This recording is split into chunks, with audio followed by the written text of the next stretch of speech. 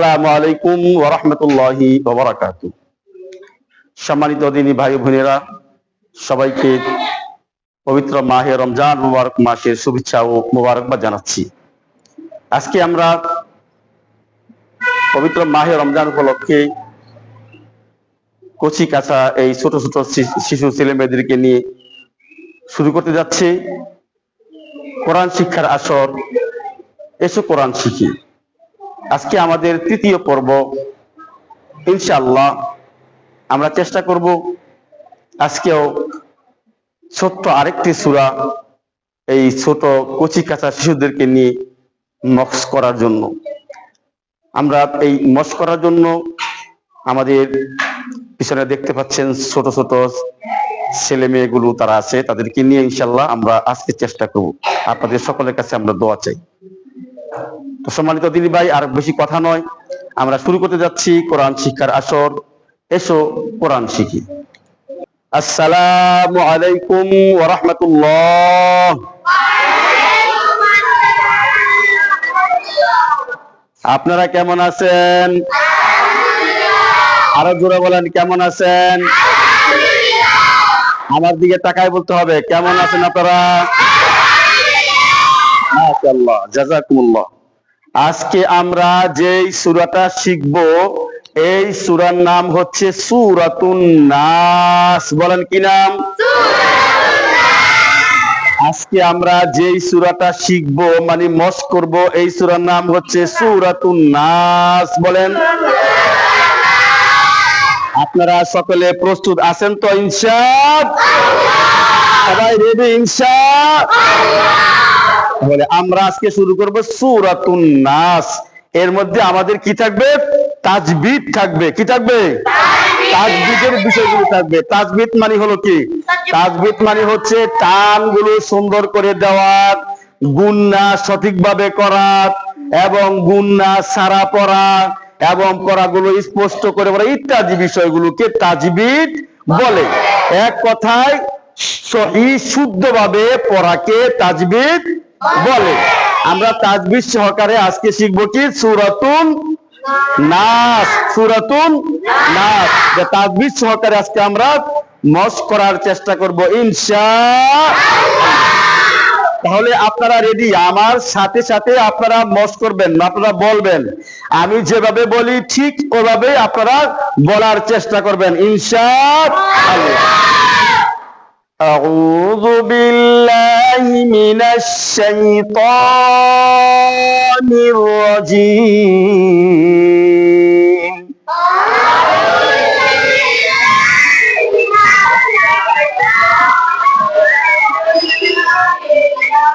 بسم الله الرحمن الرحيم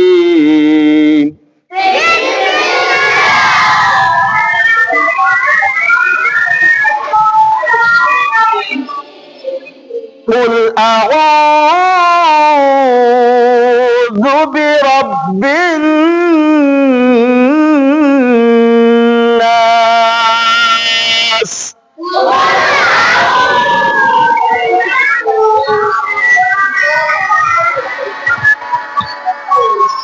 قل أعوذ برب الناس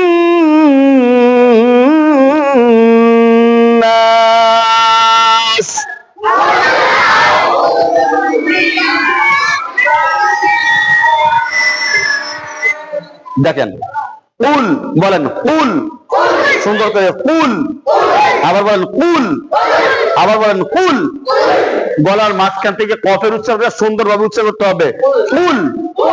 আবার বলেন কুল, গলার মাঝখান থেকে সুন্দর করে এভাবে বলবেন, কুল কুল কুল কুল কুল আউযু বিরাব্বিন নাস।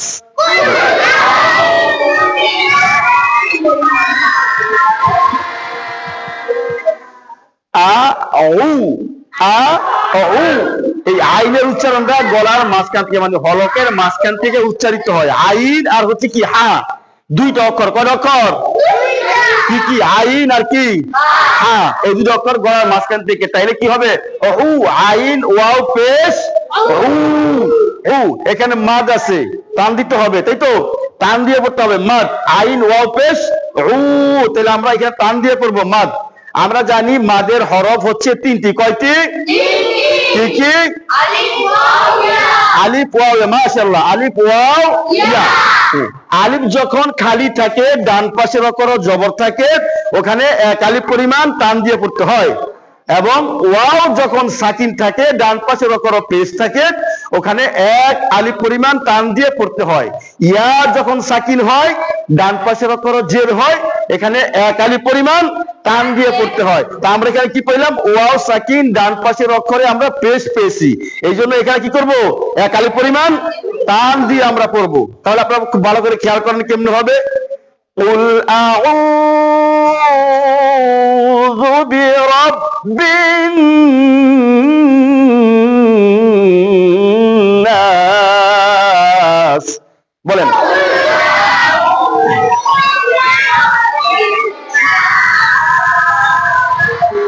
শুনেন আপনারা কি করবেন এই জায়গাটার মধ্যে আপনারা খুব সুন্দর করে এই যে জায়গাটা রব্বিন নাস বলেন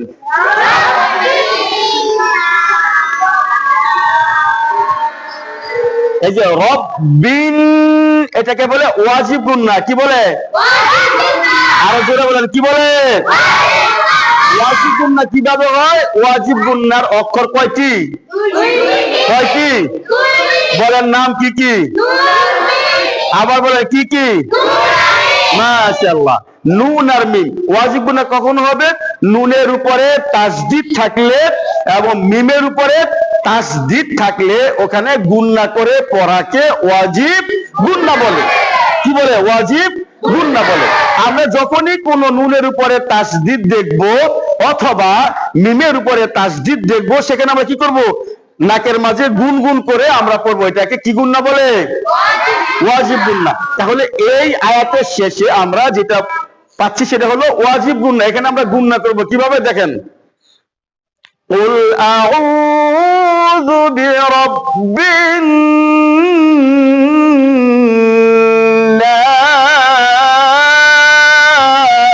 বলেন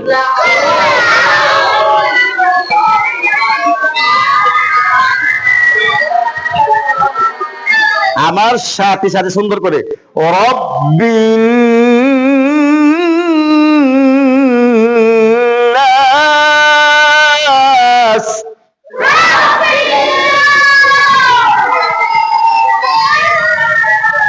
সুন্দর করে সবাই একসাথে খেয়াল করে আমার দিকে তাকিয়ে সবাই খেয়াল করে সুন্দর করে বলবেন রব্বিন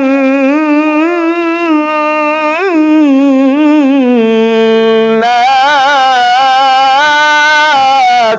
বলেন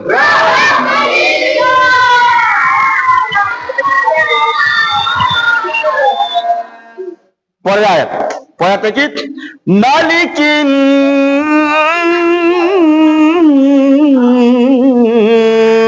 নাস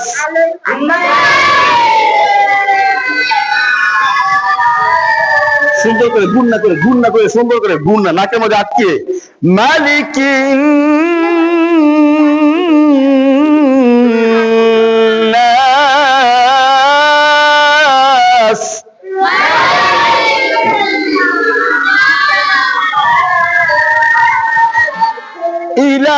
ইলাহিন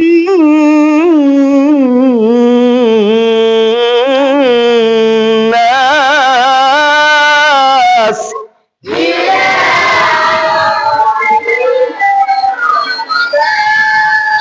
মিন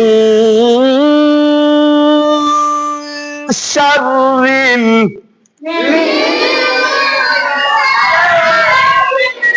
এটা হলো ইখফার গুন্না। ইখফার গুন্না কেমনে করা লাগে? এইভাবে মিউ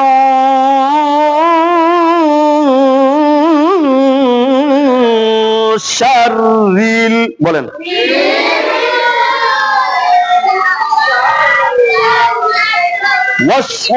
ওয়াসওয়াদ الخناس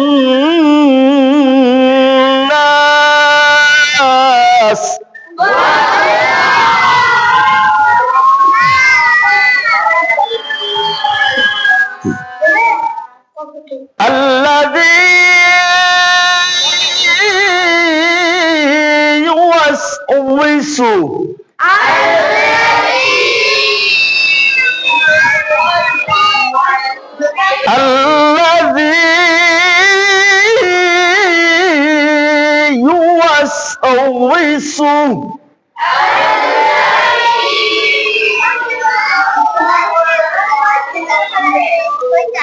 في صدور الناس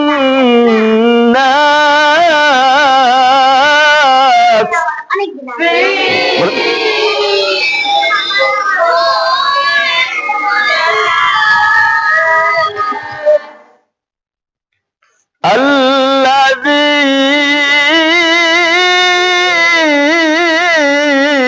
يوسوس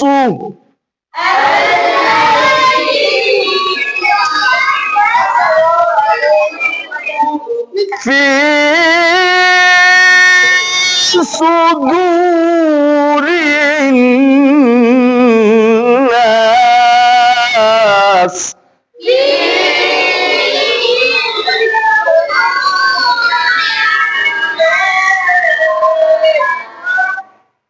من الجنة والناس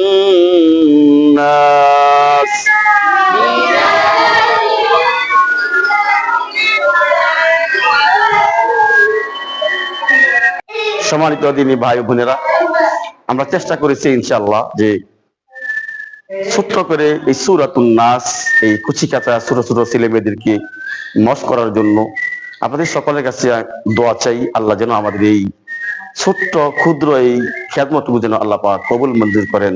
আমিন। আসসালামু আলাইকুম ওয়া রাহমাতুল্লাহি ওয়া বারাকাতুহু।